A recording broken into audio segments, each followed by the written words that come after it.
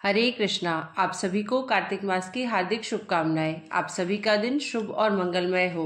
आज सुनिए कार्तिक मास महात्म्य में आगे का अध्याय 15। आज के अध्याय की शुरुआत हम भगवान नर और नारायण की कथा के साथ करते हैं। तो चलिए कथा आरंभ करते हैं। एक असुर था दंभोदभव। उसने सूर्यदेव की घोर तपस्या की थी। सूर्यदेव जब प्रसन्न होकर प्रकट हुए और वरदान मांगने को कहा तो उसने अमरत्व का वरदान मांगा। सूर्यदेव ने कहा यह संभव नहीं है। तब उसने मांगा कि उसे 1000 दिव्य कवचों की सुरक्षा मिले। इनमें से एक भी कवच सिर्फ वही तोड़ सके जिसने 1000 वर्ष तपस्या की हो, और जैसे ही कोई एक भी कवच को तोड़े वह तुरंत मृत्यु को प्राप्त हो जाए। सूर्य देवता बड़े चिंतित हुए। वे इतना तो समझ ही गए थे कि यह असुर इस वरदान का दुरुपयोग करेगा, किंतु उसकी तपस्या के आगे वे मजबूर थे। उन्हें उसे यह वरदान देना ही पड़ा। इन कवचों से सुरक्षित होने के बाद वही हुआ जिसका सूर्यदेव को डर था। दंभोदभव अपने सहस्त्र कवचों की शक्ति से अपने आप को अमर मानकर मनचाहे अत्याचार करने लगा। वह सहस्त्र कवच नाम से जाना जाने लगा। उधर सती जी के पिता दक्ष प्रजापति ने अपनी पुत्री मूर्ति का विवाह ब्रह्मा जी के मानस पुत्र धर्म से किया। मूर्ति ने सहस्त्र कवच के बारे में सुना हुआ था और उन्होंने श्री हरि विष्णु से प्रार्थना की कि इसे खत्म करने के लिए वे स्वयं आए। विष्णु जी ने उसे आश्वासन दिया कि वे ऐसा करेंगे। समय क्रम में मूर्ति ने 2 जुड़वा पुत्रों को जन्म दिया, जिनके नाम हुए नर और नारायण। दोनों 2 शरीरों में होते हुए भी एक थे। 2 शरीरों में एक आत्मा। विष्णु जी ने एक साथ 2 शरीरों में नर और नारायण के रूप में अवतरण किया था। दोनों भाई बड़े हुए। एक बार दंभोदभव एक पर्वत पर चढ़ा हुआ था। तब उसने एक तेजस्वी मनुष्य को अपनी ओर आते देखा और भय का अनुभव किया। उस व्यक्ति ने कहा, मैं नर हूँ और तुमसे युद्ध करने आया हूँ। भय होते हुए भी दंभोदभव ने हंसकर कहा, तुम मेरे बारे में जानते ही क्या हो। मेरा कवच सिर्फ वही तोड़ सकता है जिसने 1000 वर्षों तक तप किया हो। नर ने हंसकर कहा, मैं और मेरा भाई नारायण एक ही है। वह मेरे बदले तप कर रहे हैं और मैं उनके बदले युद्ध कर रहा हूँ। युद्ध शुरू हुआ और सहस्त्र कवच को आश्चर्य होता रहा कि सच में नारायण के तप से नर की शक्ति बढ़ती ही चली जा रही थी। जैसे ही 1000 वर्ष का समय पूर्ण हुआ, नर ने सहस्त्र कवच का एक कवच तोड़ दिया, लेकिन सूर्य के वरदान के अनुसार जैसे ही कवच टूटा, नर मृत्यु होकर गिर पड़े। सहस्त्र कवच ने सोचा, चलो एक कवच गया तो कोई बात नहीं, किंतु यह तो मर गया। तभी उसने देखा कि नर उसकी ओर दौड़े चले आ रहे हैं। वह चकित हो गया। अभी अभी तो उसके सामने नर की मृत्यु हुई थी और तुरंत यह जीवित होकर मेरी ओर कैसे दौड़ के आ रहा है। लेकिन फिर उसने देखा कि नर तो मृत पड़े हुए हैं। यह तो हूबहू नर जैसे प्रतीत होते उनके भाई नारायण थे, जो दंभोदभव की तरफ नहीं बल्कि अपने भाई नर की तरफ दौड़ रहे थे। दंभोदभव ने अट्टहास करते हुए नारायण से कहा, तुम्हें अपने भाई को समझाना चाहिए था। इसने अपने प्राण व्यर्थ में ही गवा दिए। नारायण शांतिपूर्वक मुस्कुराए और उन्होंने नर के पास बैठकर कोई मंत्र पढ़ा और चमत्कारिक रूप से नर उठकर बैठ गए।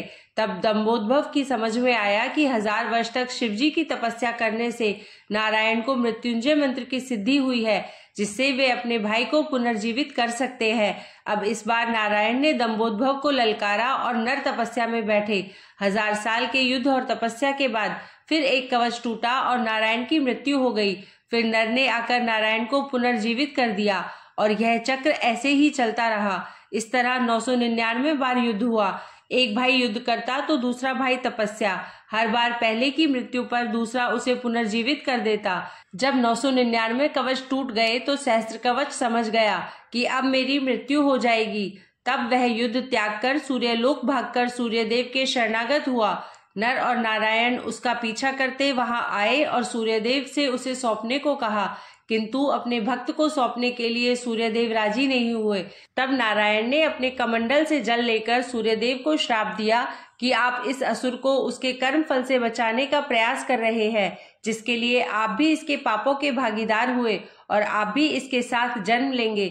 इसका कर्म फल भोगने के लिए इसके साथ ही त्रेता युग समाप्त हुआ और द्वापर का प्रारंभ हुआ। कुछ समय पश्चात कुंती जी ने अपने वरदान को परखते हुए सूर्यदेव का आवाहन किया और कर्ण का जन्म हुआ। लेकिन यह आमतौर पर ज्ञात नहीं है कि कर्ण सिर्फ सूर्यपुत्र ही नहीं है, बल्कि उनके भीतर सूर्य और दंभोदभव दोनों हैं। जैसे नर और नारायण में 2 शरीरों में एक आत्मा थी, उसी तरह कर्ण के एक शरीर में 2 आत्माओं का वास है। सूर्य और सहस्त्र कवच। दूसरी ओर नर और नारायण इस बार अर्जुन और कृष्ण के रूप में आए। कर्ण के भीतर जो सूर्य का अंश है वही उसे तेजस्वी वीर बनाता है, जबकि इसके भीतर दंभोद्भव के भी होने से उसके कर्मफल स्वरूप उसे अनेकानेक अन्याय और अपमान मिलते हैं और उसे द्रौपदी का अपमान और ऐसे ही अनेक अपकर्म करने को प्रेरित करता है। यदि अर्जुन कर्ण का कवच तोड़ते तो तुरंत ही उनकी मृत्यु हो जाती, इसलिए इंद्र कर्ण से उसका कवच पहले ही मांग कर ले गए थे। एक अन्य कथा के अनुसार नर और नारायण ने केदारनाथ में शिवलिंग और बद्रिकाश्रम में भगवान श्री हरि विष्णु के विग्रह रूप की स्थापना की थी। केदारेश्वर ज्योतिर्लिंग की उत्पत्ति की कथा शिव पुराण में तब आती है जब नर और नारायण शिव जी की आराधना कर रहे होते हैं। भगवान शिव की प्रार्थना करते हुए दोनों कहते हैं कि शिव आप हमारी पूजा ग्रहण करें। नर और नारायण के पूजा आग्रह पर भगवान शिव स्वयं उस पार्थिव लिंग में आते हैं। इस तरह पार्थिव लिंग के पूजन में वक्त गुजरता जाता है। एक दिन भगवान शिव खुश होते हैं और नर व नारायण के सामने प्रकट होकर कहते हैं कि वे उनकी आराधना से बेहद प्रसन्न है, इसलिए वर मांगो। नर और नारायण कहते हैं, हे प्रभु, अगर आप प्रसन्न हैं तो लोक कल्याण के लिए कुछ दीजिए। भगवान शिव कहते हैं, कहो क्या कहना चाहते हो। इस पर नर और नारायण कहते हैं, जिस पार्थिव लिंग में हमने आपकी पूजा की है उस लिंग में आप स्वयं निवास कीजिए ताकि आपके दर्शन मात्र से लोगों का कष्ट दूर हो जाए। दोनों भाइयों के अनुरोध से भगवान शिव और प्रसन्न हो जाते हैं और केदारनाथ के इस तीर्थ में केदारेश्वर ज्योतिर्लिंग के रूप में निवास करने लगते हैं। इस तरह केदारेश्वर ज्योतिर्लिंग की उत्पत्ति होती है। महाभारत के अनुसार पाप से मुक्ति होने के बाद केदारेश्वर में स्थित ज्योतिर्लिंग के आसपास मंदिर का निर्माण पांडवों ने अपने हाथ से किया था। बाद में इसका पुनः निर्माण आदि शंकराचार्य जी ने करवाया था। इसके बाद राजा भोज ने यहाँ पर भव्य मंदिर का निर्माण करवाया था। अब आइए श्रवण करते हैं आज का अध्याय। नैमिषारण्य तीर्थ में उपस्थित ऋषि मुनियों ने सूत जी महाराज से कहा, अब मोक्ष को देने वाले सब व्रतों में उत्तम एकादशी के व्रत का महात्म्य सुनो। एकादशी चाहे कृष्ण पक्ष की हो अथवा शुक्ल पक्ष की, उस दिन अन्न नहीं खाना चाहिए। एकादशी के दिन खाया हुआ अन्न पाप भक्षण के समान है। व्रत करने वालों को दशमी तथा द्वादशी को भी एक समय भोजन करना चाहिए। नारद जी द्वारा महाराज पृथु को सुनाई हुई कथा सुनाते हुए सूत जी ने कहा, गंगा के समान तीर्थ नहीं, माता के समान गुरु नहीं, विष्णु के समान देव नहीं, अन्न न खाने के समान तप नहीं तथा शांति के समान संसार में कोई सुख नहीं, सत्य के समान ज्योति नहीं, कार्तिक के समान कोई मास नहीं, ज्ञान के समान कोई लाभ नहीं तथा एकादशी के समान कोई व्रत नहीं। व्रत करने वाला प्रातःकाल उठकर भगवान का पूजन करे, पुराणों की कथा सुने और रात्रि को जागरण करे। अब आप एक प्राचीन कथा ध्यान पूर्वक सुनो। नर्मदा नदी के तट पर गालब ऋषि का शांत, शोभायुक्त और मनोरम आश्रम था। उनका पुत्र भद्रशील भगवान विष्णु का परम भक्त था। भद्रशील अपने साथियों के साथ भगवान की मूर्ति बनाकर पूजन करता, साथ ही उन्हें उपदेश दिया करता कि वे भी भगवान का पूजन करें तथा एकादशी का व्रत रखें। उपदेश सुनकर बालक भी ऐसा ही किया करते थे। अपने पुत्र के चरित्र को देखकर गालब ऋषि ने एक समय उससे पूछा, हे भद्रशील, तुम हर समय भगवान विष्णु की पूजा अर्चना में लगे रहते हो, यह उपदेश तुम्हें किसने दिया है? यह बात सुनकर भद्रशील बोला, हे पिताजी, मैं पूर्व जन्म का वृतांत सुनाता हूँ। पहले जन्म में मैं चंद्रवंश में धर्मकीर्ति नामक राजा था। दत्तात्रेय जी से मैंने शिक्षा दीक्षा ग्रहण की थी, साथ ही 1000 वर्ष तक राज्य भी किया था। अपने उस जन्म में मैंने धर्म तथा पुण्य के अनेक कार्य किए, परंतु बाद में बुरी संगति में फंसकर मैंने वेद मार्ग छोड़ दिया और पाखंड मार्ग पर चल पड़ा। मेरे दुराचारों को देखकर प्रजा भी पाप कर्म करने लगी। इस तरह धर्म शास्त्रों के कथानुसार प्रारंभ के पाप का छठा भाग भी मुझको मिलने लगा। एक दिन शिकार खेलने के लिए मैं वन में गया। दिन भर भूखा प्यासा रहा, खाने पीने को कुछ नहीं मिला। जंगल में भटक जाने के कारण शाम को मैं घूमता फिरता नर्मदा नदी के किनारे जा पहुंचा। उस दिन एकादशी का व्रत होने के कारण वहां पर एकत्रित अनेक वैष्णव भगवान का भजन कीर्तन कर रहे थे। भूख प्यास से व्याकुल और हारा थका होने के कारण मैं रात भर वहीं पर पड़ा रहकर कीर्तन सुनता रहा। प्रातःकाल होते ही भूख प्यास से मेरे प्राण निकल गए। उसी समय यमराज के दूत आए और मुझ पापी को मारते पीटते हुए यमराज के पास ले गए। वहां पर यमराज ने चित्रगुप्त से मेरे पाप पुण्य का लेखा जोखा पूछा।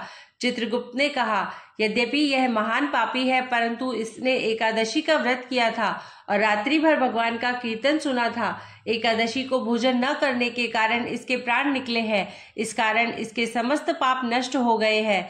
चित्रगुप्त की ये बातें सुनकर यमराज तत्काल अपने सिंहासन से उठकर खड़े हो गए और मुझे नमस्कार किया।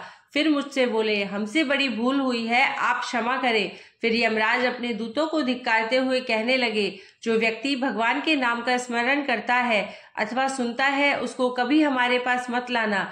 जिसने अनजाने में भी एकादशी का व्रत किया हो, उसके समस्त पाप नष्ट हो जाते हैं और उसे हमारे पास आने की आवश्यकता नहीं पड़ती। इसके बाद यमराज ने मेरा पूजन किया और फिर मुझे सुंदर विमान पर बैठाकर विष्णु लोक को भेज दिया।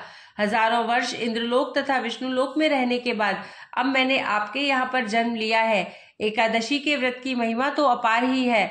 जो इस कथा को सुनता है अथवा सुनाता है, उसके भी समस्त पाप नष्ट हो जाते हैं। जय श्री हरि विष्णु। अगर आपको यह वीडियो पसंद आई हो तो हमारे चैनल को सब्सक्राइब करें और वीडियो को लाइक करें।